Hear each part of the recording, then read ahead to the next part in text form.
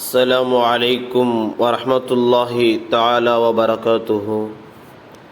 الحمد لله وكفى والصلاة والسلام على عباده المصطفى. أما بعد فقد قال الله تعالى في القرآن المجيد وفي الفرقان الحميد بعد أعوذ بالله من الشيطان الرجيم بفضل بسم الله الرحمن الرحيم. وَلَقَدْ نَصَرَكُمُ اللَّهُ بِبَدْرٍ وَأَنْتُمْ أَذِلَّةٌ صدق الله العلي العظيم. புகழும் புகழ்ச்சியும் ஏக இறைவனாம் வல்லோன் அல்லாஹ்விற்கே உரித்தாகுக. அவனின் அருள் இப்பாரில் பரிணமித்த நேசமிகு பாசநபி ஸல்லல்லாஹு அலைஹி வஸல்லம் அன்னாரின் மீதும் அன்னாரினுடைய அடிச்சுவடுகளை அப்படியே அடிபிலராமல் பின்பற்றி வாழ்ந்து வழிகாட்டிய உத்தம சத்திய சஹாபாக்கள் தாபியீன்கள் தபா தாபியீன்கள் அவுலியாக்கள் நாதாக்கள் சுஹதாக்கள் உலமாக்கள் நம்மவர்கள் நல்லோர்கள் குறிப்பாக இந்த தராவீஹிலே அங்கம் வகித்திருக்கும் நம் அனைவர்களின் மீதும் என்றென்றும் நின்று நிலவட்டுமாகுக. ஆமீன். அல்ஹம்துலில்லாஹ். இன்றைய நாளினுடைய விஷயம் பற்றி எல்லோருக்கும் தெரியும். இஸ்லாத்தினுடைய ஆரம்ப யுத்தமான, இன்னும் இஸ்லாத்தினுடைய முதன்மை யுத்தமான, இன்னும் இஸ்லாத்தினுடைய பெரிய முக்கியத்துவமான மிகப்பெரிய ஒரு யுத்தம் பத்ர் யுத்தம் என்று சொல்லலாம். அப்படிப்பட்ட யுத்தம் நடந்தது இன்றையினுடைய இரவிலே தான். இஸ்லாத்தினுடைய மிகப்பெரிய போர் அது. அன்றைக்குத்தான் சத்தியத்தையும் அசத்தியத்தையும் பிரித்து காட்டிய நாள் அது. இதை பற்றி அல்லாஹ் குர்ஆனிலே கூறுவான், சத்தியத்தையும் அசத்தியத்தையும் பிரித்து காட்டிய நாள் என்பதாக. சூரத்துல் அன்ஃபாலிலே 41 வசனத்துக்கு அடுத்து கொஞ்சம் அதுல ஒரு ஒன் சைடு. கர்வான்களே, பெரியோர்களே, இந்த பத்ர் யுத்தம் என்பது இஸ்லாத்திலே ஆரம்பகரமான யுத்தம். இன்னும் சத்தியம் எது அசத்தியம் எது இந்த உலகத்திற்கு பிரித்து காட்டப்பட்ட யுத்தம். இன்னும் அல்லாஹ்வின் அத்தாட்சிகள் வெளிப்படையாகவே இறங்கியது அது. இப்படி இருக்கின்ற பத்ர் யுத்தம் எப்படி நடந்தது, அதனுடைய இன்றைக்கு நாம் பார்க்க போகின்றது பத்ர் யுத்தத்தினுடைய வரலாறு. ஒரு சிறிய முறையில் நான் முடித்துக் கொள்கின்றேன். ஒரு சில விஷயங்களை மட்டும் கூறிவிட்டு அதற்கு அடுத்தது இந்த பத்ர் யுத்தத்திலே நிகழ்ந்த அற்புதங்கள் என்ற தலைப்பின் கீழ் இன்ஷா அல்லாஹ் பார்ப்போம். முதலாவதாக ஸல்லல்லாஹு அலைஹி வஸல்லம் அவர்களுக்கு தகவல் வருகின்றது.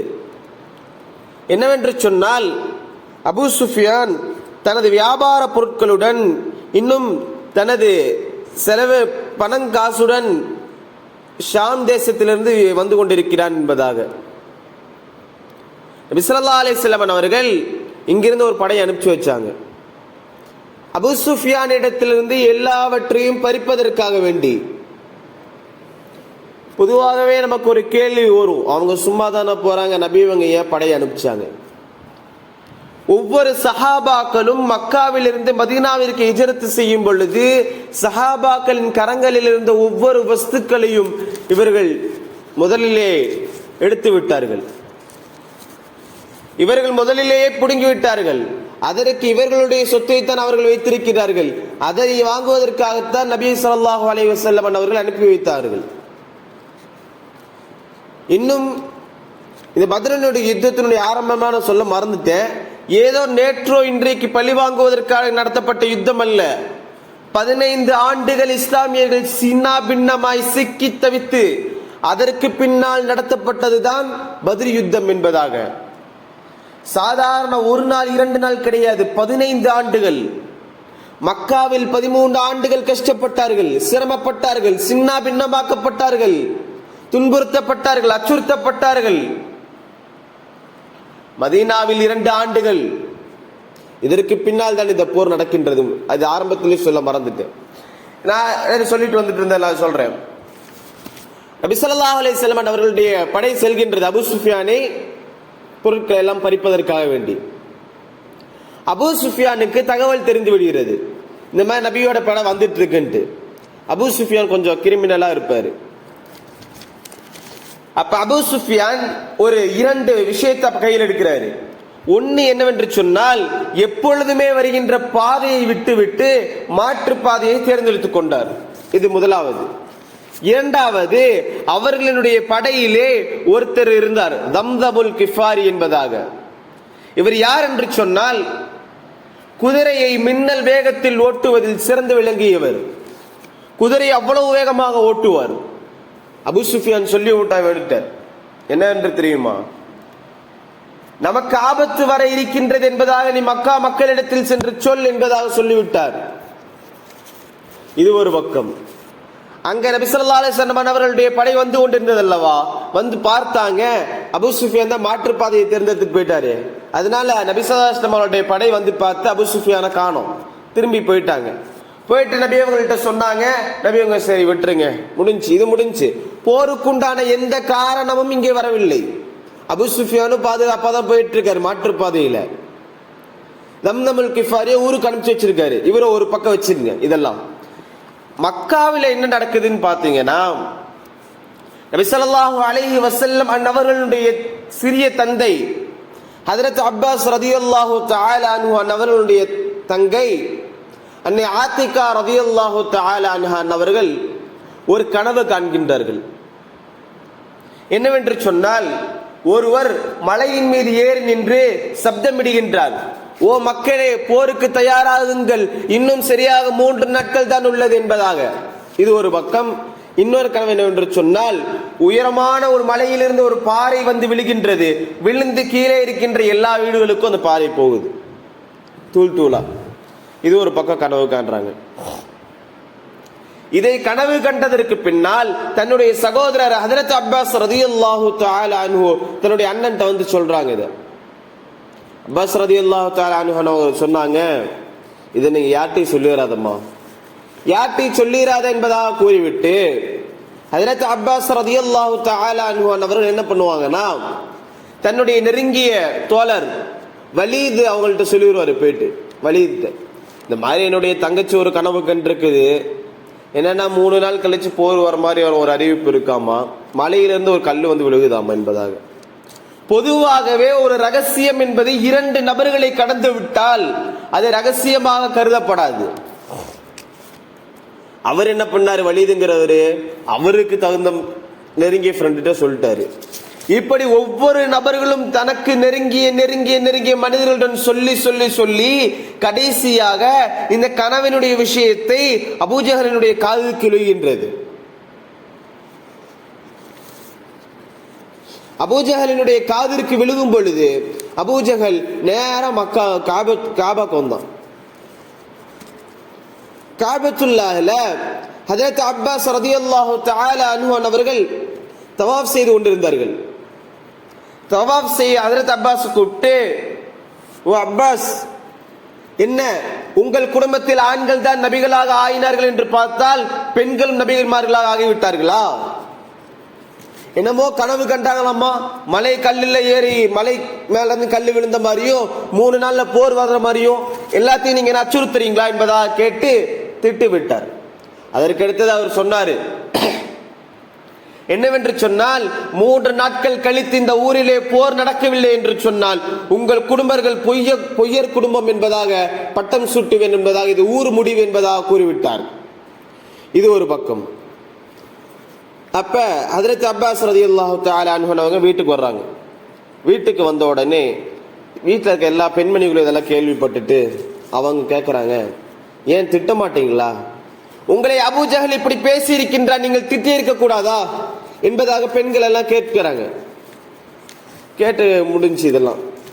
அதற்கடுத்தது அதே 3 நாட்கள் கழித்து எந்த நாளிலே யுத்தம் நடக்கும் என்பதாக சொன்னார்களோ, கனவிலே காணப்பட்டதோ, இன்னும் அபூஜஹல் எந்த நாளிலே யுத்தம் நடக்கவில்லை என்று சொன்னால் உங்கள் குடும்பத்தை பொய்யர்கள் குடும்பம் என்பதாக பெயர் சூட்டுவேன் என்று சொன்னானோ, அதே நாளில் ஹஜ்ரத் அப்பாஸ் ரலியல்லாஹு தஆலா அன்ஹு அவர்கள் காபத்துல்லாஹிற்கு வந்தார்கள்.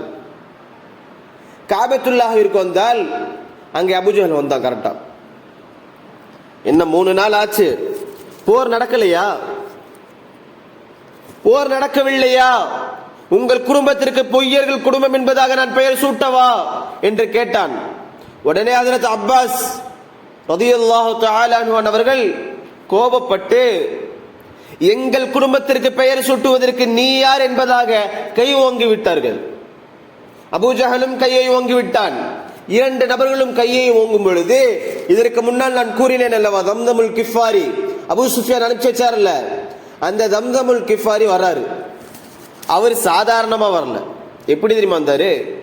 தன்னுடைய சட்டையை தானாகவே கிழித்து கொண்டு, தன்னுடைய ஒட்டகத்தை தானாகவே காயங்களை ஏற்படுத்தி கொண்டு வருகின்றார். வந்துட்டு எல்லா மக்கள்கிட்டையும் சொல்றாரு, ஓ மக்களே, ஆபத்து வருது, முஹம்மதினுடைய படை வந்து கொண்டிருக்கின்றார்கள் நம்மை தாக்குவதற்காக என்பதாக சொல்றாரு. சொல்லி முடிச்சுட்டு உடனே அபூஜஹல் கையை கீழே விட்டு ஒரு மாதிரி ஆயிடுவான். சரின்ட்டு அவங்களுக்குள்ள படையை திரட்டுவாங்க. படையை எல்லாத்தையும் திரட்டி விட்டு முன்னேறி செல்வார்கள் போருக்காக வேண்டி. அப்பொழுது அபூ சுஃபியான் வந்துருவார். கரெக்டா அபூ சுஃபியான் பாதுகாப்பாக வந்துருவாரு.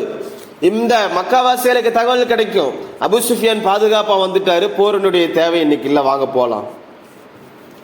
அபூஜஹல் மூத்த தலைவன் கடைசியில நின்று கொண்டிருப்பான். காரணம், யாரும் பின்வாங்கி விடக்கூடாது என்பதற்காக வேண்டி அபூஜஹல் கூறுவான், முன்வாங்கிய கால்கள் என்றைக்கும் பின்வாங்காது, முன்னேறி செல்லுங்கள். யார் அவர்கள்? இவ்வளவு தைரியம் அவர்களுக்கு பிறந்து விட்டதா? நம்மை எதிர்ப்பதற்காக வேண்டி வருவ அளவிற்கு அவர்களுக்கு தைரியம் பிறந்து விட்டதா என்பதாக அபூஜஹல் ஒரு விதமான பேச்சுகளை எல்லாம் பேசிவிட்டு வருவான். படைகளை திருப்பி அனுப்ப மாட்டான், முன்னேறி செல்லுங்கள் என்பதாக கூறுவான். அதே போன்று படைகளும் முன்னேறி சென்று விடும். இது ஒரு பக்கம். எப்படி போவார்கள் என்பதாக பார்த்தால், செல்கின்ற வழியெல்லாம் மதுவிலும் மாதுவிலும் நடனமாடக்கூடிய பெண்களை எல்லாம் தன் கையில் வைத்து கொண்டு நடனமாட சொல்லி கண்ணை கொண்டு பார்த்து கொண்டும் செல்வார்கள். காரணம் என்னவென்று சொன்னால், நம்மிடத்தில் படைபலம் அதிகம், நம்மிடத்தில் ஆட்பலம் அதிகம், நம்மிடத்தில் ஆயுத பலம் அதிகம் என்கின்ற காரணத்தினால், நாம் தான் ஜெயிப்போம் என்கின்ற அந்த பெருமையின் காரணத்தினால் அவர்கள் அப்படி சென்றார்கள். இந்த தகவல் ஹதரத் முஹம்மது ரசூலுல்லாஹ் ஸல்லல்லாஹு அலைஹி வஸல்லம் வருது. நபி ஸல்லல்லாஹு அலைஹி வஸல்லம் அவர்கள் உடனே அங்க மஷூரா செய்யறாங்க. எங்க? மதீனாவில் இருந்து கொண்டு மஷூரா செய்யும் பொழுது போருக்காக வேண்டி மக்காவாசிகள் அனைவர்களும் ஒப்புக்கொண்டார்கள். ஒப்புக்கொண்ட உடனே ஹஜ்ரத் முஹம்மது ரசூலுல்லாஹ் அந்த மஷூராவை முடிவு செய்யல, வெயிட் பண்ணிட்டு இருக்காங்க, காத்து கொண்டிருக்காங்க.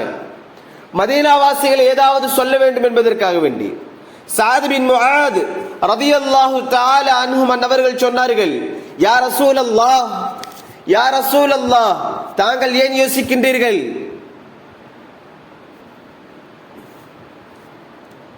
என்ன, இந்த மதீனாவாசிகள்கிட்ட நம்ம உட்கார இடம் கேட்டோம், படுக்க பாய் கேட்டோம், உண்ண உணவு கேட்டோம், நமக்காக வேண்டி உயிரை கேட்கிறதா? யோசிக்கிறீங்களா? யோசிக்கவே செய்யாதீங்க. நீங்கள் ஆறை காமித்தோ அல்லது குளத்தை காமித்தோ நீங்கள் குதிக்க சொன்னால் நாங்கள் உடனே குதித்து விடுவோம் என்பதாக கூறிவிட்டு ஹஜ்ரத் சாத் பின் முஆத் ரலியல்லாஹு தஆலா அன்ஹு அவர்கள் சொல்லுவார்கள். உடனே நபி ஸல்லல்லாஹு அலைஹி வஸல்லம் அவர்கள் மஷூரா முடிவாயிரும், சரி போர் செய்யலாம் என்பதாக. சாத் பின் முஆத் என்கின்ற சஹாபி இருக்கார் அல்லவா, சாதாரணமானவர் கிடையாது.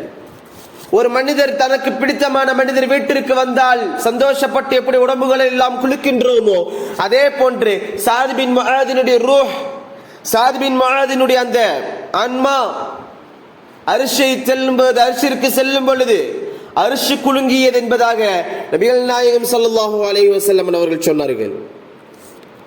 அப்படிப்பட்ட சாத் பின் முஆத் ரலியல்லாஹு தஆலா அன்ஹு அவர்களுக்கு அப்பொழுது 17 வயது தான் ஆகியிருந்தது. சாத் பின் முஆத் ரலியல்லாஹு தஆலா அன்ஹு அவர்கள் அங்கே அருமையான ஒரு உரையை நிகழ்த்துவார்கள். அந்த உரைக்கு பின்னால் தான் இஸ்லாமியர்களுக்கு புதிய ரத்தம் வந்தது போல் இருக்கும், புத்துணர்ச்சி ஏற்பட்டது போல் இருக்கும். என்ன உரை என்று சொன்னால், மதீனாவாசிகளின் தரப்பிலிருந்து, நாயகமே, நாங்கள் உங்களை உறுதியாக நம்பிவிட்டோம், நீங்கள் கொண்டு வந்ததெல்லாம் சத்தியம் என்று நம்பிவிட்டோம், நம்பி இருக்கின்றோம், உங்கள் கைகள் மீது எங்களின் கைகளை வைத்து உயிரை தருகிறோம் என்று ஒப்பந்தம் செய்திருக்கின்றோம், போர்க்களத்திலே எங்களை இறக்கி பாருங்கள், புறமுதுகிட்டு நாங்கள் ஓட மாட்டோம், கடலில் முன்னால் சென்று விழுகுங்கள் என்று சொன்னால் நாங்கள் விழுவதற்கு தயார், பின்வாங்கி செல்ல மாட்டோம், எதற்கு யோசிக்கின்றீர்கள், வாங்கள் போருக்கு போகலாம் என்பதாக சொல்லுவார்கள்.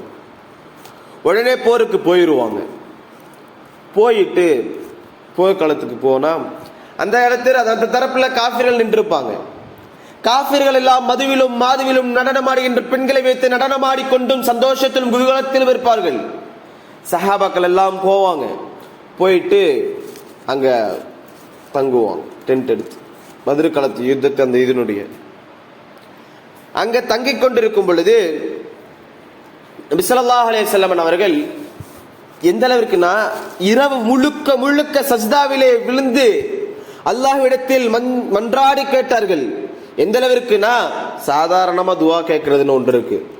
ஒரு தாயிடத்தில் சாதாரணமாக பசி இருக்கிறது என்ற ஒன்று இருக்கு. இன்னொன்று பசிக்கின்றது என்பதாக கெஞ்சி மன்றாடி வாங்குவது என்பது ஒன்று இருக்கு. துஆலையும் அதே போலத்தான் சாதாரணமா கேட்கறதுன்னு ஒன்று இருக்கு. இரண்டாவது மன்றாடி கேட்டு வாங்குவதுன்னு ஒன்று இருக்கு. ஸல்லல்லாஹு அலைஹி வஸல்லம் அவர்கள் வாங்கினார்கள். ஸல்லல்லாஹு அலைஹி வஸல்லம் அவர்கள் இரவு முழுக்க துஆ செய்தார்கள். யா அல்லாஹ், இந்த உம்மத்து இந்த போர்க்களத்திலே 313 நபர்களும் ஷஹீதாகி விட்டால், நாங்கள் மரணித்து விட்டால் உன்னை வணங்குவதற்கு இந்த உலகத்தில் யாரும் இருக்க மாட்டார்கள். இதற்கு முன்காலத்தில் எல்லாம் நபிமார்களை வைத்து இந்த உலகம் முன்னை வணங்கிக் கொண்டிருந்தது. எங்களை நீ காப்பாற்று என்பதாக அல்லாஹ்விடத்தில் அதிகம் துஆ செய்து கொண்டிருந்தார்கள். ஹஜ்ரத் முஹம்மது ரசூலுல்லாஹ் ஸல்லல்லாஹு அலைஹி வஸல்லம் அவர்கள் சஜ்தால இருந்து எந்திரிச்சிட்டு சந்தோஷமா வருவாங்க. ஹஜ்ரத் அபூபக்கர் சித்திக் ரலியல்லாஹு தஆலா அன்ஹு அவர்கள்ட்ட, ஹஜ்ரத் அபூபக்கர், மலக்குகளினுடைய ஒத்துழைப்பு நமக்கு கிடைத்துள்ளது, மலக்குகளினுடைய அந்த பங்கு நமக்கு கிடைத்துள்ளது என்பதாக. அதற்கடுத்து இது என்னவென்று சொன்னால், இவ்வளவு நேரம் பேசியது பத்ரினுடைய வரலாறு, அது எப்படி ஆரம்பமானது என்பதாக. இன்னும் பத்ரினுடைய வெற்றி எப்பொழுது என்று சொன்னால் முற்பகலுக்குள்ளாயே தெரிந்து விட்டது. அடுத்த நாள் காலையில சஹாபாக்கள் எல்லாம் ஜுமாவினுடைய நாள் நோன்பு வைத்திருக்கின்றார்கள். நோன்பு வைத்த நிலையிலேயே போரிட்டு முற்பகலுக்கு முன்னாலேயே விரைவிலேயே வெற்றியினுடைய செய்தி தெரிந்து விட்டது. இதற்கடுத்தது பத்ரினுடைய அற்புதங்கள். இவ்வளவு நேரம் பார்த்தது வரலாறுகள். இதற்கடுத்து அற்புதங்கள். பத்ரினுடைய யுத்தத்திலே என்னென்ன அற்புதங்கள் நிகழ்ந்திருக்கின்றது என்பதாக பார்த்தால், பத்ர் களத்திலே நிகழ்ந்த அற்புதங்களில் முதல் என்னவென்று சொன்னால், சஹாபாக்களுக்கு இரவு நேரத்தில் நல்ல முறையில் தூக்கம் வந்தது. கணவான்களை பெரியவர்கள் கொஞ்சம் யோசிச்சு பாருங்க. நம்ம வீட்டு பக்கத்துல ஒரு திருட வந்துட்டா 2 நாளைக்கு நமக்கு தூக்கம் வராது. ஆனால் விடிந்தால் உயிருக்கு போராடி கொண்டிருக்கும் சஹாபாக்களுக்கு நல்ல முறையில் அல்லாஹ் தஆலா தூக்கத்தை கொடுத்தான். அவங்க எதையுமே யோசிக்கல, தூக்கம் அந்த அளவு தூக்கம், மாஷா அல்லாஹ், அப்படி இருந்துச்சாமா. இரண்டாவது அற்புதம் என்னவென்று சொன்னால், விடியற் காலையில் மழை பெய்தது. மழையினுடைய அற்புதம் 2 காரணங்களுக்கு என்பதாக வரலாறுகளில் பார்க்கலாம். ஒன்று, சஹாபாக்களுக்கு குளிப்பதற்கும் குடிப்பதற்கும், குளிப்பதற்கு சிலருக்கும் குடிப்பதற்கு பலருக்கும் தண்ணீர் தேவைப்பட்டது. குளிப்பதற்கு என்று சொன்னால் குளிப்பு கடமையாகி சிலர்கள் இருந்திருக்கிறார்கள். அதனால் கணவான்களை பெரியோர்களே, சிலருக்கு தண்ணீர் தேவைப்பட, அதனால ஒண்ணு. இரண்டாவது காரணம் என்னவென்று சொன்னால், சஹாபாக்கள் எல்லாம் நின்று கொண்டிருந்த இடத்துல கொஞ்சம் புதர மேடுமா இருந்துச்சு. தண்ணி ஊத்துனா அந்த இடத்துல நல்லா இருக்கும். ஆனா காஃபிர்கள் நின்றுக்கிற இடத்துல சிலிசிலிப்பா தண்ணி ஊத்தி இருந்துச்சு, தண்ணி இருந்துச்சாங்க நல்லா இந்த பூமி. உடனே அல்லாஹு தஆலா அன்றைய காலையில மழையை பெய்ய செய்து சஹாபாக்களுடைய இடத்தை செலிசெலிப்பாக்கி வைத்தான். இன்னும் அந்த காஃபிர்களுடைய இடத்தில் ஆல்ரெடி செலிசெலிப்பா தான் இருந்துச்சு, மீண்டும் அங்கு தண்ணி வந்து சொத சொதன்னு ஆயிருச்சு. அவங்கனால எடுத்து வைக்க முடியாது கால் எட்டுக்களை. இது ஒரு அற்புதம். மூன்றாவது அற்புதம் என்னவென்று சொன்னால், இந்த உலகத்திலே வஹியை எடுத்துக்கொண்டு வந்த மலக்குமார்கள் வாளை உருவிக்கொண்டு போர்க்களத்திற்காக போரினுடைய தயாரிப்போடு வந்தார்கள். தளபதி ஜிப்ராயில் அலைஹிஸ்ஸலாம் அவர்களின் தலைமையில் வந்தார்கள். வரலாறுகளை பார்க்கலாம். மலக்குமார்கள் மொத்தம் 2 போரில் தான் கலந்து கொண்டிருக்கிறார்கள். முதலாவது போர் என்னவென்று சொன்னால் பத்ர் யுத்தம். இரண்டாவது போர் ஹுனைன் யுத்தம். இந்த ஹுனைன் யுத்தத்துல கூட சஹாபாக்கள் போர் செஞ்ச மாதிரி தெரியல, பார்த்து கொண்டிருந்தாங்க. ஆனால் பத்ர் யுத்த களத்திலே தான் களமிறங்கி போராடினார்கள். இன்னும் இந்த மலக்குமார்கள் பத்ர் யுத்த களத்திலே வெள்ளை தலைப்பாகையும் ஹுனைன் யுத்த களத்திலே சந்தன தலைப்பாகை அணிந்ததாக வரலாறுகள் பார்க்கலாம்.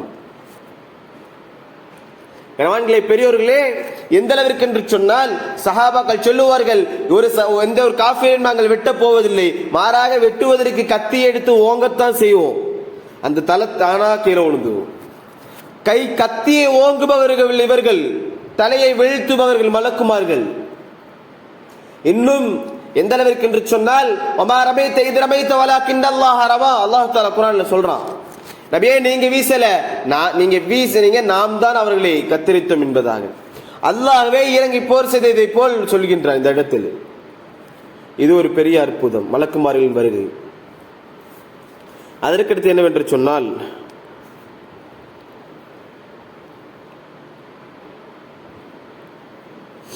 நபி ஸல்லல்லாஹு அலைஹி வஸல்லம் அவர்கள்